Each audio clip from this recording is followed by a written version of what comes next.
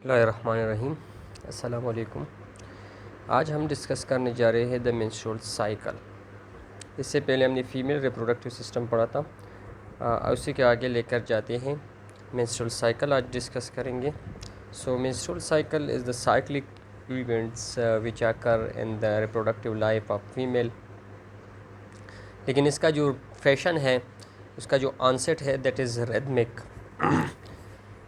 Rhythmic का मतलब ये है कि एक ख़ास ड्यूरेशन की बाद जो है ये साइकिल जो है स्टार्ट हो जाती है with the specific interval of time.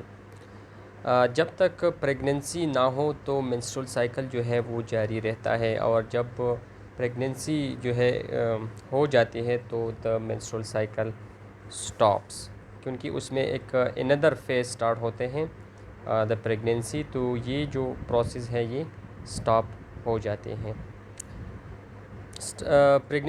Menstrual cycle start होती है at the age of puberty. जैसी अनसेट ऑफ प्यूबर्टी हो जाती है 12 to 15 ईयर्स में, तो मेंस्ट्रुअल साइकिल भी उससे स्टार्ट हो जाती है और ख़त्म होते हैं जब reproductive life of a female ख़त्म हो जाते हैं at the age of 45 to 50 which is called menopause. पहली मेंस्ट्रुअल साइकिल जो फर्स्ट मेंस्ट्रुअल साइकिल आती है उसको मेनार्च कहते हैं। नॉर्मल ड्यूरेशन इसी साइकिल का, यानी मेंस्ट्रुअल साइकिल जो है इसी साइकिल का ड्यूरेशन है 28 डेज़, लेकिन कुछ इंडिविजुअल में फिर वेरिएशन आ सकती है। 20 से लेकर 40 दिन के दौरान ये हो सकती है, लेकिन एवरेज जो उसका टाइम है दैट इज़ 28 डेज़। अब मेंस्ट्रुअल साइकिल के दौरान क्या क्या चेंजेस आते हैं in the female reproductive system. तो चेंजेस बेसिकली ओवरीज और एक्सेसरी सेक्स आर्गन, यानी जो भी प्राइमरी और एक्सेसरी सेक्स आर्गन है उसमें चेंजेस आते हैं। 4 टाइप ऑफ चेंजेस आते हैं। ओवरीज में आते हैं, यूट्रस में आते हैं, वेजाइना और सर्विक्स। इन 4 आर्गन्स में मुख्तलिफ चेंजेस आते हैं, लेकिन जो चेंजेस आएंगे वो साइमल्टेनियसली आएंगी। ऐसा नहीं है कि पहले ओवरीज में आते हैं फिर यूट्रस फिर वेजाइना एंड देन सर्विक्स, नहीं, इस तरह नहीं होती। चारों में एक साथ चेंजेस वाक़या होते हैं। तो उसी चेंजेस को डिस्कस करेंगे। पहले ओवरीज़ की तरफ आते हैं। तो ओवरीज़ में जो चेंजेस आते हैं वो 2 फेजेस के अंदर आते हैं, 2 ड्यूरेशंस की अंदर आते हैं। One is called the follicular phase. Follicular phase वो है जो कि ओव्यूलेशन से पहले आते हैं। हमने मेंस्ट्रुअल साइकिल में के बारे में बताया था कि हमारे पास जो रिप्रोडक्टिव जो मेंस्ट्रुअल साइकिल होते हैं वो 28 डेज़ का होते हैं, और उसकी जो बिल्कुल दरमियान यानी 14 डे जो है that is called day of ovulation, उसमें फर्टिलाइजेशन की चांसेस ज़्यादा होते हैं। तो ओव्यूलेशन से पहले जो फेज़ होते हैं, यानी from the first day to 13 day, that is called follicular phase. और फिर ओव्यूलेशन के बाद जो टाइम आते हैं अप टू द 28 डे, उसको फिर हम ल्यूटियल फेज़ कहते हैं। तो फोलिकुलर फेज़ कब स्टार्ट होते हैं?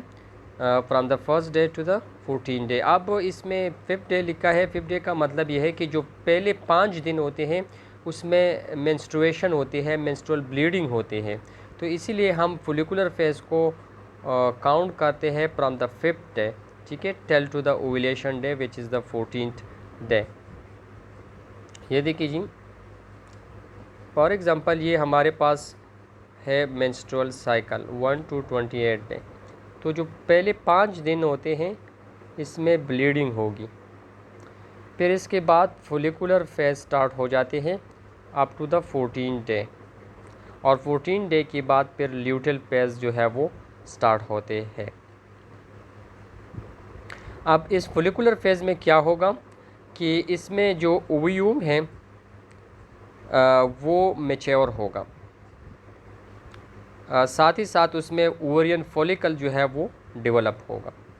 इसके अलावा जो फोलिकुलर ओवरियन फॉलिकुलर है, फोलिकुलर फॉलिकल्स हैं, it is basically a glandular structure, ठीक है, जो कि ओवरी की कॉर्टेक्स में प्रेजेंट होते हैं। Outer layer of the ovary में ये प्रेजेंट होते हैं, और इसके अंदर ओव्यूम होते हैं जो कि ग्रेजुअली उसकी साइज़ में इंक्रीज़ आती है और finally at become a mature follicle. तो इसलिए हम कहते हैं कि फॉलिकुलर फेज़ के अंदर एक मैच्योरेशन ऑफ ओव्यूम होगा, साथ ही development of the ovarian follicles होंगे। ठीक है, क्योंकि जो फॉलिकल होते हैं इट कंसिस्ट ऑफ ओव्यूम। ठीक है, और उस ओव्यूम जो है उसमें मुख्तलिफ चेंजेस आएंगे, उसमें ग्रोथ होगी और finally at become mature follicle. तो इसी बेस पे इस फेज़ को हम कहते हैं फॉलिकुलर फेज़। अब किस प्रोसेस के थ्रू जो है वो मैच्योर फॉलिकल जो है वो बनते हैं। तो सबसे पहले हमारे पास जो फॉलिकल बनते हैं that is called primordial follicle. Primordial follicle then convert into primary follicle, primary follicle then convert into vesicular follicle, and finally the vesicular follicle form the mature follicle which we also call Graafian follicle। तो इसमें confuse नहीं होना, Graafian follicle या mature follicle दोनों एक ही चीज़ है। तो इन 4 stages के गुजरने के बाद जो है फाइनली आपके साथ मैच्योर या ग्राफियन फॉलिकल बन जाते हैं। अब दूसरी फेज़ की तरफ आते हैं, the luteal phase which start after the ovulation, यानी 14 डे से के बाद ये जो है स्टार्ट होंगे। This is 14 day. तो इसके बाद जो फेज़ होगा that is called luteal phase. Luteal phase हम इसको क्यों कहते हैं, क्योंकि इसमें कार्पस ल्यूटियम की डेवलपमेंट होते हैं, तो इसी बिना पे उसको ल्यूटियल का नाम दिया है। अब कार्पस ल्यूटियम क्या चीज़ है, so this is a yellowish body.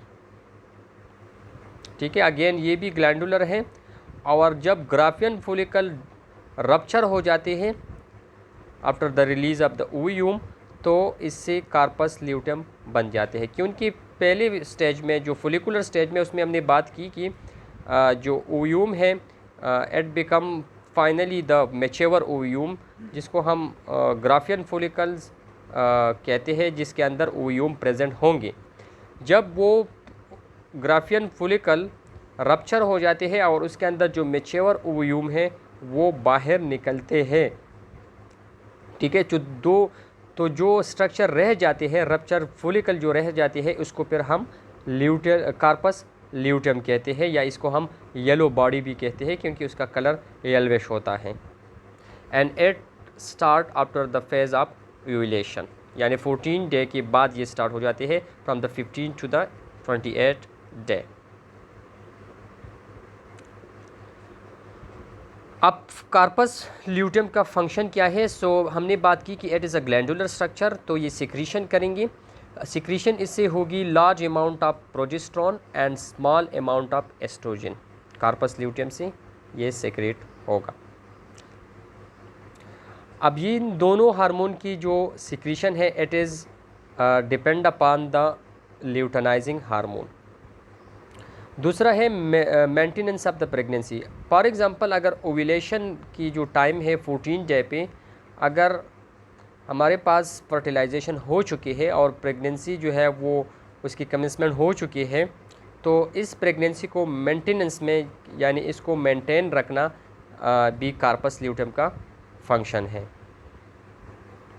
लेकिन अगर आपके साथ प्रेगनेंसी नहीं है तो हमारा जो ग्राफियन फॉलिकल है it degenerate into the corpus luteum, corpus luteum जो है वो डीजेनरेट हो जाएंगी into the corpus luteum menstrualis, या इसको हम स्प्यूरियम भी कहते हैं।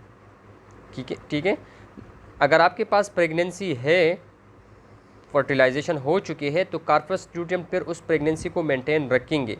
लेकिन अगर आपके पास फर्टिलाइजेशन नहीं हो चुकी है at the day of ovulation, तो फिर वो कार्पस ल्यूटियम डीजेनरेट हो जाएगा and to the corpus luteum menstrualis, या इसको हम स्प्यूरियम भी कहते हैं। अब कुछ अरसे बाद ये स्प्यूरियम जो है ये कन्वर्ट हो जाएंगे and to a whitish scar, क्योंकि ये पहले येल्विश बॉडी था, अब येल्विश बॉडी कन्वर्ट हो जाएंगे, ट्रांसफॉर्म हो जाते हैं and to the whitish scar, और फिर उस वाइटिश स्कार को हम कहते हैं कार्पस एल्बिकन्स। ठीक है, और इस प्रोसेस को कहते हैं, जिस प्रोसेस के थ्रू स्प्यूरियम कन्वर्ट होते हैं इनटू द कार्पस एल्बिकन्स, तो इस प्रोसेस को हम कहते हैं ल्यूटोलाइसिस, क्योंकि उसमें ल्यूटस जो है वो कार्पस ल्यूटियम जो है वो कम्प्लीटली डिस्ट्रॉय हो जाते हैं। लेकिन दूसरी तरफ अगर आपके साथ प्रेगनेंसी हो चुकी है, फर्टिलाइजेशन भी हो चुकी है और प्रेगनेंसी भी हो चुकी है, तो कार्पियस ल्यूटियम हम हमारे पास जो उस प्रेगनेंसी है उसको आगे मेंटेन रखते हैं फॉर द 3 मंथ्स।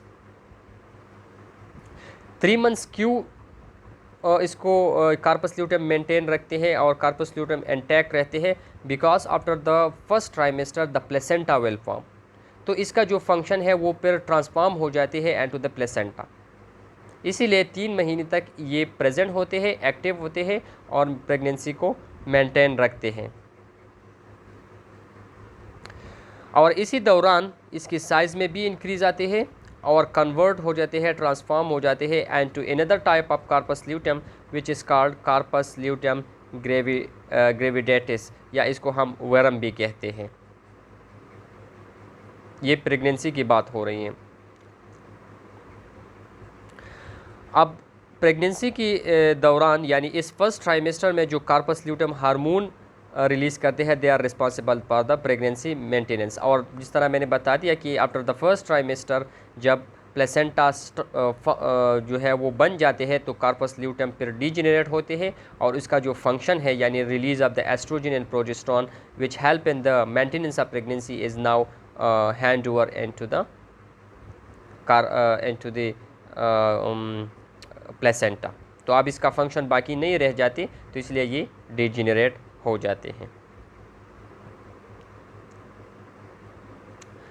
ये देखिए यहाँ पर कि किस तरह प्रेग्नेंट वोमेन में क्या होगा और नॉन प्रेग्नेंट वोमेन में किस तरह के चेंजेस कार्पस ल्यूटियम में आते हैं। तो हमने बात की थी पहले प्राइमोडियल फोलिकल बनते हैं, वो कन्वर्ट होते हैं प्राइमरी, फिर वेसिकुलर एंड फाइनली जो मैच्योर फोलिकल्स रह जाते हैं that is called Graafian follicle, और उसके अंदर जो ओव्यूम होगा वो भी मैच्योर्ड होगा। अब यहाँ पर डिपेंड करते हैं ओव्यूलेशन का टाइम आ जाते हैं, 14 डे आ जाते हैं। इसमें अगर आपके पास ओव्यूलेशन पे फिर इससे कार्पस ल्यूटियम बन जाते हैं, लेकिन यहाँ पर वो डिपेंड करते हैं कि प्रेगनेंसी की हो चुकी है या नहीं। अगर प्रेगनेंसी हो चुकी है यानी फर्टिलाइजेशन हो चुकी है तो the corpus luteum will remain, वो फिर इस प्रेगनेंसी को 3 महीने तक आगे लेके जाएगा। लेकिन अगर आपके पास प्रेगनेंसी नहीं हो चुकी है तो फर्टिलाइजेशन नहीं है तो then the corpus luteum convert into the corpus luteum menstrualis. Corpus luteum menstrualis क्या है? The degenerated form of the corpus luteum. और ये कार्पस ल्यूटियम मेंस्ट्रुअलिस जो है फिर जब ब्लीडिंग होती है मेंस्ट्रुअल साइकिल में तो ये फिर उसी के थ्रू बाहर निकल जाते हैं।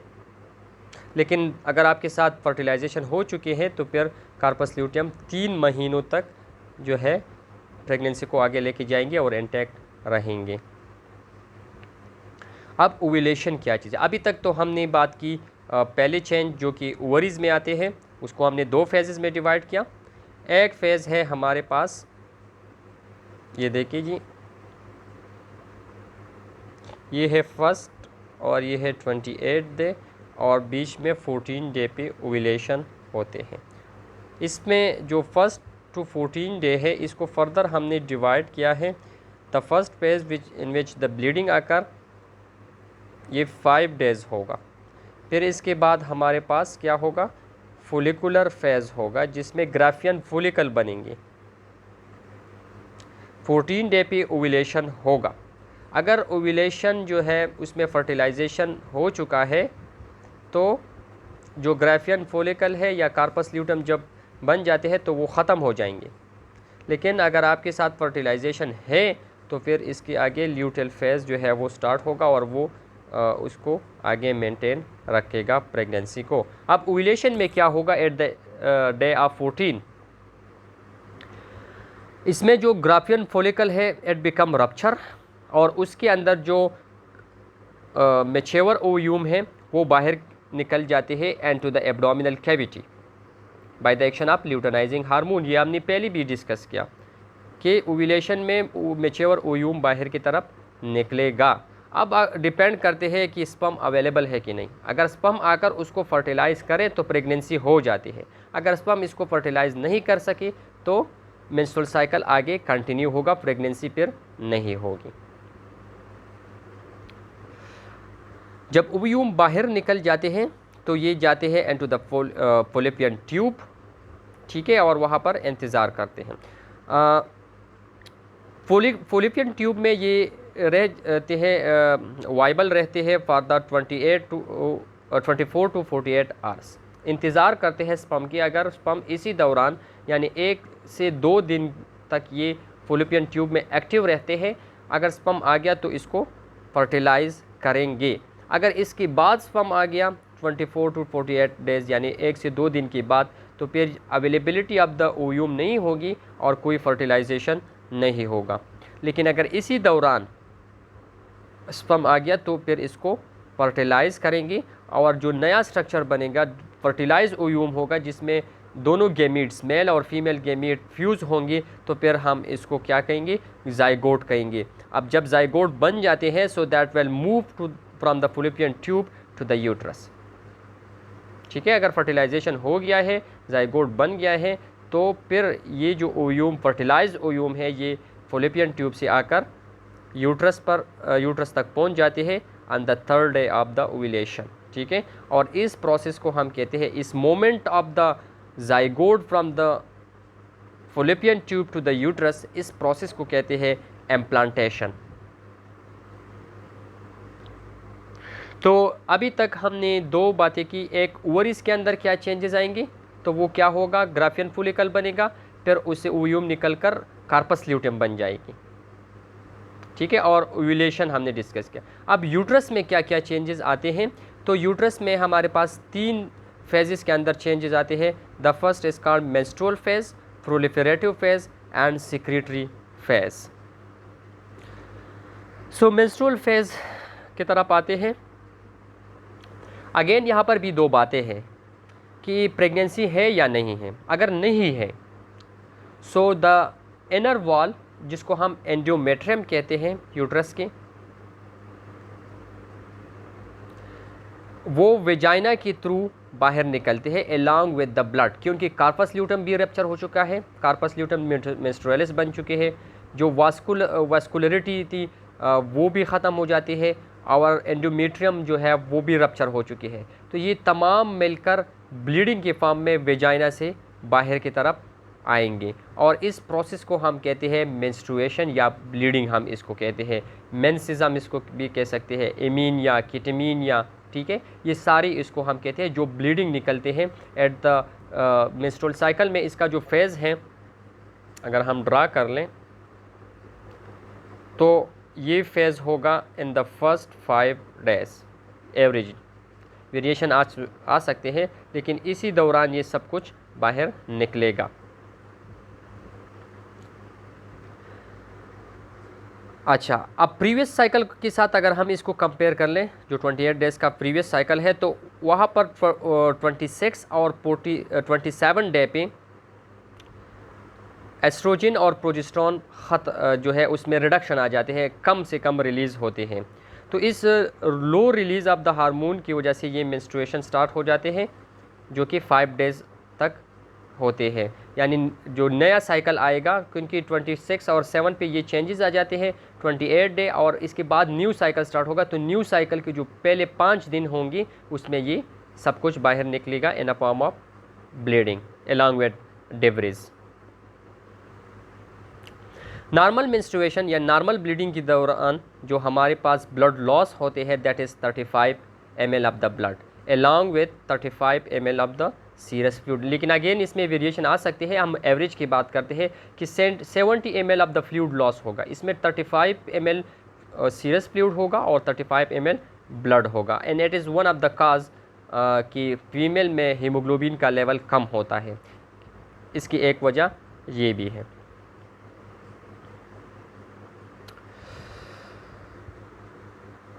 अब हमने बात की कि वास्कुलर रप्चर होगा, तो जैसे उससे ब्लड बाहर निकल जाते हैं यूट्राइन कैविटी में, तो वहाँ पर ये क्लॉट्स हो जाते हैं। ठीक है, तो क्लॉटिंग के बाद इनसाइड द यूट्राइन कैविटी जो फेब्रिनोलाइसिस है वो होगा, क्योंकि उसकी जो क्लॉटिंग है वो ड्यू टू द फेब्रिन होता है। तो फेब्रिनोलाइसिस में वो फेब्रिन जो है वो उसके लाइसिस होगी, डिस्ट्रॉय होगी, एंड द फ्लूइड जो है clots again convert into the fluid, and at the menstrual phase वो फिर बाहर की तरफ निकल जाते हैं। दूसरा जो फेज़ है that is the proliferative phase. ये स्टार्ट होते हैं आफ्टर द 5th डे। जब ब्लीडिंग ख़त्म हो जाती है तो प्रोलिफरेटिव फेज़ स्टार्ट हो जाते हैं। अगर हम इसको ओवरियन चेंजेस के साथ कंपेयर कर ले तो इसी दौरान ओवरीज में क्या चेंजेस हो रहे थे, फोलिकुलर फेज़ हो रहा था। उसमें हमने बात की थी ना कि फोलिकुलर फेज़ स्टार्ट होते हैं from the 5th to the 14th day.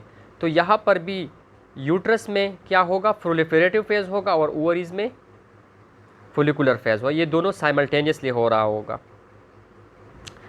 इसमें क्या होगा कि एंडोमेट्रियल सेल की डिवीजन होगी, क्योंकि ब्लीडिंग के दौरान क्या हो रहा था कि जो एंडोमेट्रियल वॉल है वो डिस्ट्रॉय हो चुका था, अब उसको दोबारा बनाना है।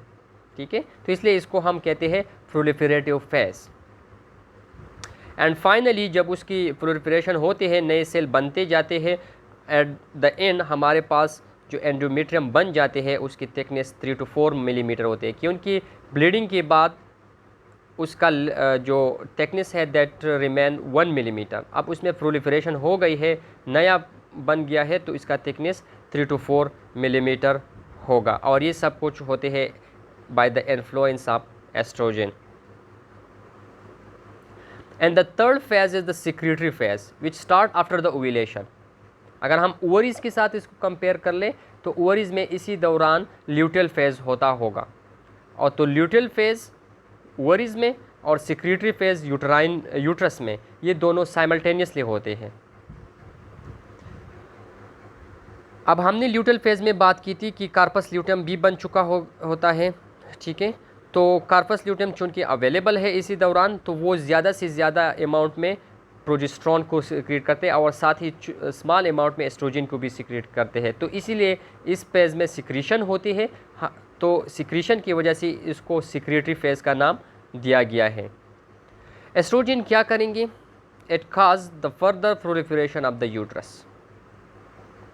ठीक है, अब यूट्रस में हमने बात की थी कि पहले फेज़ में कि उसमें प्रोलिफरेशन होती है और जो एंडोमेट्रियम है उसका थिकनेस 3 to 4 मिलीमीटर तक पहुंच जाते हैं। लेकिन यहाँ पर अगेन एस्ट्रोजन सिक्रीट होते हैं ज़्यादा, और उससे जो एंडोमेट्रियम है वो और भी थिकन हो जाते हैं and finally at reach to the 6 millimetre उसका जो थिकनेस है। प्रोजेस्टेरोन क्या करते हैं, वो ग्लैंड्स की ग्रोथ करते हैं और सिक्रीटरी फंक्शन को फर्दर एनहांस करते हैं। अब ये जो फेज़ है that is called preparatory phase. Preparatory phase क्यों कहते हैं, क्योंकि अगर आपके साथ फर्टिलाइजेशन हो चुका है तो जाइगोट की इम्प्लांटेशन इसी फेज़ में होगी। जाइगोट की इम्प्लांटेशन आपने डिस्कस किया कि वो प्रोसेस जिसमें जाइगोट फ्रॉम द फुलिफियन ट्यूब आती है एंड टू द यूट्रस। तो अगर आपके साथ जाइगोट या फर्टिलाइज ओव्यूम हम भी इसको कहते हैं, वो इम्प्लांट हो चुकी है इन द यूट्रस। ठीक है, तो यूट्रस में फिर उसी जाइगोट के अंदर डेवलपमेंट होगी और डेवलपमेंट ऑफ द जाइगोट से क्या बनेगा, एम्ब्रियो बनेंगे। लेकिन अगर आपके साथ ओव्यूम नॉट फर्टिलाइज्ड है, फर्टिलाइजेशन नहीं हो चुका है, तो फिर इसी फेज़ के बाद हमारे पास न्यू साइकिल आएगा और उसमें फिर ब्लीडिंग होगी और ये जो सब चीज़ें बने हैं ये अगेन ख़त्म हो जाएंगी उसी दौरान वो ब्लीडिंग की थ्रू। ये देखिए, ये मेंस्ट्रुअल फेज़ है जिसमें ब्लीडिंग होगी। ठीक है, एंडोमेट्रियम रप्चर होगा और उसका डायमीटर जो है वो 1 मिलीमीटर तक आ जाएंगे। फिर इसके बाद जब ब्लीडिंग स्टॉप हो जाते हैं तो प्रोलिफरेटिव स्टेज में उसकी जो थिकनेस है वो इंक्रीज़ होगा अप टू 6 मिलीमीटर। और ओव्यूलेशन के बाद जब सिक्रीटरी फेज़ आते हैं उसमें ज़्यादा से ज़्यादा हार्मोन रिलीज़ होते हैं, तो फर्दर एंडोमेट्रियम का जो लेयर है वो थिक होता जाएगा। अगेन 28 डे पे इस फेज़ पे 26 to 27 डे पे अगर आपके साथ फर्टिलाइजेशन नहीं है तो अगेन ये फेज़ जो है दोबारा कंटिन्यू होगा, ब्लीडिंग होगी, एंडोमेट्रियम पर रप्चर होगा। अच्छा, जो नाउ थर्ड फेज़ की चेंजेस की तरफ आते हैं, हमने यूट्रस और ओवरीज की बात की, तो आप सर्वाइकल की तरफ आते हैं कि सर्विक्स के अंदर क्या क्या चेंजेस होंगे। तो जो प्रोलिफरेटिव फेज़ होते हैं आफ्टर द ब्लीडिंग, जो प्रोलिफरेटिव स्टेज स्टार्ट हो जाते हैं, तो उसी दौरान mucus membrane of the cervix जो है वो थिन हो जाते हैं एंड मोर अल्कलाइन। क्योंकि उसमें एस्ट्रोजन हमारे पास होते हैं और वो एस्ट्रोजन इसकी जो पीएच है उसको इंक्रीज़ करते हैं और म्यूकस मेम्ब्रेन को थिन करते हैं। तो इन दोनों की वजह से क्या होते हैं कि survival and mortality of the spermatozoa increase हो जाते हैं, क्योंकि कॉइटस के दौरान जब स्पर्मेटोजोआ ट्रांसफ़र होते हैं to the female genital tract, ठीक है, तो फीमेल जेनिटल ट्रैक के एसिडिटी ज़्यादा होते हैं, पीएच कम होते हैं उसके, तो उसमें वो सर्वाइवल नहीं कर सकते, ना वो मोटाइल रहते हैं। तो इसीलिए सर्विक्स के अंदर ये चेंजेस आ जाते हैं ताकि उसकी जो एसिडिटी है उसको कम किया जाए। तो एसिडिटी की कम होने से न सिर्फ स्पर्मेटोजोआ लाइव रहेगा बल्कि वो मूव भी करेगा ओवियम की तरफ। जबकि सिक्रीटरी फेज़ के दौरान mucus membrane of the cervix जो है वो थिक हो जाते हैं दोबारा और एडहेसिव हो जाते हैं bye the action of progesterone. Vagina में क्या चेंजेस आएंगे? तो प्रोलिफरेटिव फेज़ के दौरान जो विजाइना का एपिथेलियल सेल है एट बिकम कॉर्निफाइड, ठीक है, उसके ऊपर एक और शेड आ जाते हैं, एक प्रोटेक्टिव लेयर आ जाते हैं ड्यू टू द एस्ट्रोजन। जबकि सिक्रीटरी फेज़ के दौरान विजाइना में प्रोलिफरेशन होते हैं bye the action of progesterone. इसके साथ साथ यहाँ पर WBC भी आकर जमा हो जाते हैं, ठीक है। तो इन्हीं चेंजेस की वजह से जो वेजाइना है it show resistance to the infection. एक तो वहाँ पर प्रोटेक्टिव शेड बना है, दूसरा वहाँ पर WBC भी जमा है। तो इसी वजह से अगर इन्फेक्टेड ऑर्गेनिज्म एंटर भी हो जाती है इनटू द वेजाइना तो वो कोई इन्फेक्शन कॉज नहीं करेंगे। अब कौन कौन से हार्मोन जो है इसमें इन्वॉल्व होते हैं मेंस्ट्रुअल साइकिल के दौरान जो मेंस्ट्रुअल साइकिल को कंट्रोल करते हैं? तो इसमें हाइपोथैलेमिक हार्मोन है, the gonadotropic releasing hormone, interior pituitary hormone है, the follicle stimulating hormone and luteinizing hormone, और ओवरीज के हार्मोन है एस्ट्रोजन एंड प्रोजेस्टेरोन। तो ये 5 टाइप ऑफ हार्मोन है which regulate the menstrual cycle. अब मेंस्ट्रुअल जब ब्लीडिंग होते हैं, ठीक है, मेंस्ट्रुअल ब्लीडिंग के दौरान जब होती है तो हमें कैसे बाज़ औक़ात ये होते हैं कि मेंस्ट्रुएशन जो पीरियड है जो फर्स्ट 5 डेज़ है वो स्टार्ट होते थे लेकिन ब्लीडिंग नहीं आती, लेकिन उसके साथ साथ कुछ चेंजेस आते हैं बॉडी में, लाइफस्टाइल में, ठीक है, तो वो हमें शो करते हैं कि अब ये मेंस्ट्रुअल पीरियड है।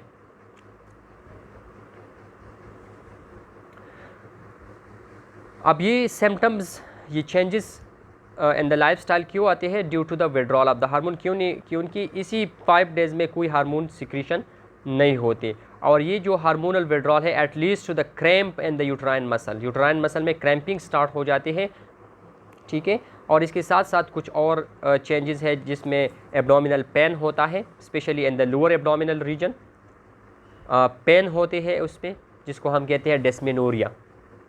हेडेक भी होते हैं, नाज़िया एंड वोमिटिंग भी बाज़ औक़ात होते हैं ओकेजनली, इरिटेबिलिटी भी होती है, मूड ऑफ रहते हैं, ठीक है, और डिप्रेशन भी होते हैं। तो ये सिम्टम है जो कि हमें कमेंसमेंट ऑफ द मेंस्ट्रुएशन जो है वो शो करते हैं। अब कुछ टर्म्स यूज़ होते हैं related to the menstruation, abnormal menstruation. Amenorrhoea, amenorrhoea कहते हैं एब्सेंस ऑफ द मेंस्ट्रुएशन, जब ब्लीडिंग नहीं होती, साइन सिम्टम होगा लेकिन ब्लीडिंग नहीं होगी, तो इसको हम कहते हैं एमिनोरिया। हाइपीमिनोरिया, जिसमें ब्लीडिंग कम होगा, 35 ml से कम ब्लीड होगी। मेनोरेजिया, इसमें ज़्यादा ब्लीडिंग होगी। ओलिगोमेनोरिया, उसमें ब्लीडिंग तो होगी लेकिन उसका फ्रीक्वेंसी कम होगा, थोड़ा थोड़ा बहुत ब्लड जो है वो वेजाइना से रिलीज़ होगा। पॉलीमेनोरिया, इसमें फ्रीक्वेंसी ज़्यादा होगी, ठीक है, ज़्यादा से ज़्यादा ब्लड जो है वो एट अ टाइम जल्दी जल्दी जो है वो ब्लड उससे निकलेगा। डिस्मेनोरिया, इसमें मेंसेस के साथ साथ पेन भी होगा। एंड मेटोरेजिया, इसमें मेंस्ट्रुएशन की दौरान ही यूट्रस से भी ब्लीडिंग होगी। तो आपको ये ब्लीड जो यूजुअली ब्लीड होता है menstrual bleed, they are brownish colour, लेकिन अगर इसमें यूट्राइन ब्लीड भी शामिल हुआ तो उसका कलर जो है पिंकिश रह जाते हैं, यानी उसमें फ्रेश ब्लड भी इंक्लूड हो जाते हैं। So it is about menstrual cycle. इसमें हमने 4 चेंजेस पढ़े। ओवरीज के अंदर चेंजेस जो कि 2 फेजेस में होते हैं। एक है फोलिकुलर फेज जिसमें ग्राफियन फोलिकल और कार्पस ल्यूटेम बनेगा, और फिर इसमें के बाद ल्यूटियल फेज होगा और बीच में ओव्यूलेशन। इसी तरह यूट्राइन चेंजेस जो कि 3 फेजेस में होते हैं। फर्स्ट फेज जो है वो स्टार्ट होते हैं the 5th day which is called the proliferative phase. फिर इसके बाद ओव्यूलेशन के बाद जो है हमारे पास स्टार्ट होते हैं प्रोलिफरेटिव स्टेज अगर प्रेगनेंसी नहीं है। अगर प्रेगनेंसी है तो फिर आगे प्रोलिफरेटिव और सिक्रेटरी फेज नहीं होगा, लेकिन अगर प्रेगनेंसी नहीं है तो प्रोलिफरेटिव स्टेज एंड देन आपके साथ होगा सिक्रेटरी फेज, ठीक है। और फिर अगेन नेक्स्ट साइकिल स्टार्ट होगा विद द ब्लीडिंग। इसके बाद सर्विक्स के अंदर हमने चेंजेस पढ़ी और फिर वेजाइना के अंदर चेंजेस हमने पढ़े। इसमें अगर किसी का कोई क्वेरी हो तो फिर आप लोग पूछ सकते हैं। Thank you very much.